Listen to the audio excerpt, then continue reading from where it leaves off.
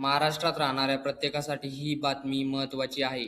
महाराष्ट्र सरकारने धर्मांतरासंदर्भात महाराष्ट्र धर्मस्वातंत्र्य कायदा 2026 आणला असून सरकारच्या अधिसूचनेनुसार हा कायदा 28 ऑगस्ट 2026 पासून संपूर्ण महाराष्ट्रात लागू होणार आहे. पण या कायद्यात नेमकं काय आहे?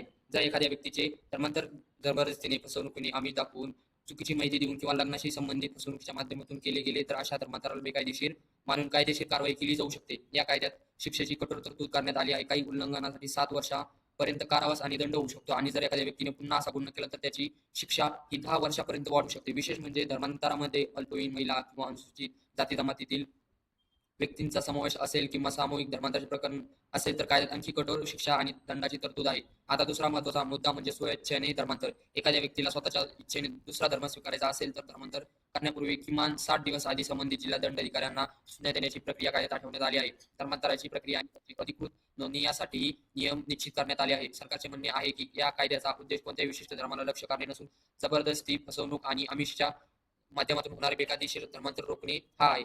मात्र या कायद्यावर विरोधक आणि नागरी स्वातंत्र्याच्या समर्थकांकडून काही आक्षेपही घेण्यात आले आहेत.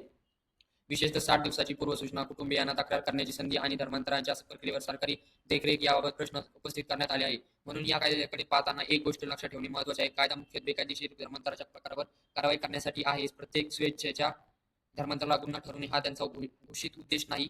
तर महाराष्ट्रातील या नव्या धर्मस्वातंत्र्य कायद्याबद्दल तुमचे मत काय आहे? हा कायदा आवश्यक आहे का? की या कायद्यातील काही तरतुदी